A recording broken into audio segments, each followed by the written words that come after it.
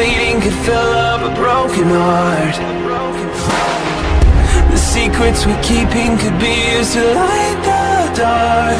But we anti-gravity lock down humanity. Lightning insanity striking inside me. Whoa, whoa, it's the heartbeat of mystery. Whoa, whoa, lightning inside me.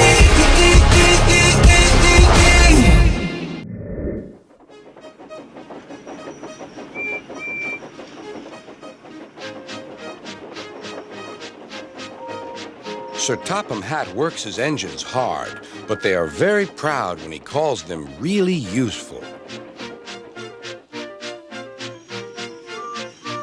I'm going to the scrapyard today, Edward called to Thomas. What, already? You're not that old.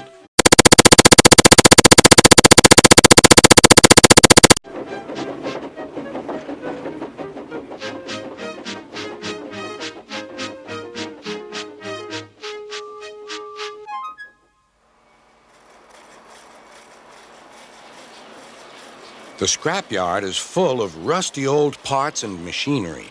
They're broken into pieces, loaded into cars, and Edward pulls them to the steelworks where they are melted down and used again.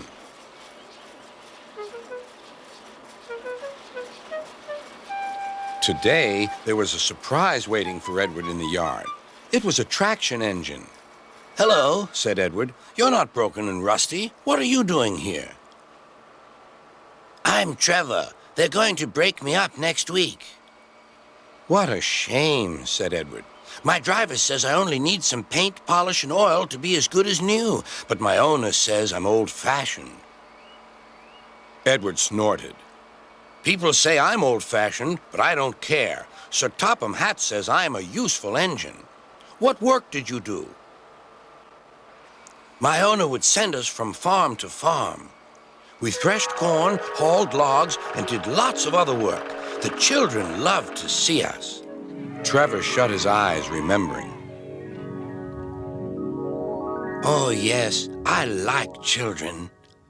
Edward set off for the station.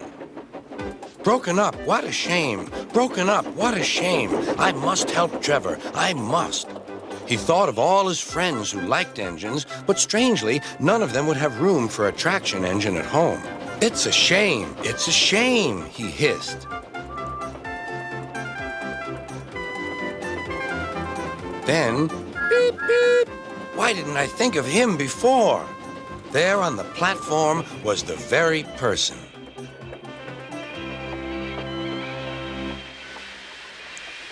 "Hello, Edward. You look upset." "What's the matter, Charlie?" he asked the driver.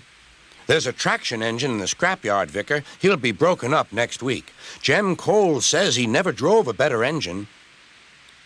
"Do save him, sir. He saws wood and gives children rides." "We'll see," replied the vicar. Jem Cole came on Saturday. "The Reverend is coming to see you, Trevor. Maybe he'll buy you." "Do you think he will?" asked Trevor. "He will when I've lit your fire and cleaned you up." The vicar and his two boys arrived that evening. Trevor hadn't felt so happy for months. He chuffered about the yard. "Show your paces, Trevor," said the vicar.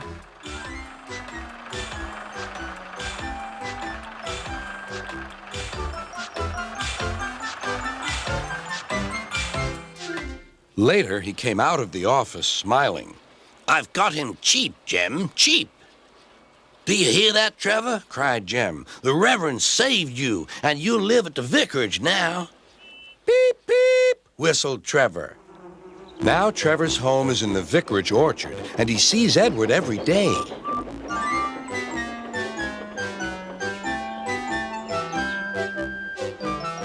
His paint is spotless, and his brass shines like gold. Trevor likes his work, but his happiest day is the church fair. With a wooden seat bolted to his bunker, he chuffers round the orchard, giving rides to children.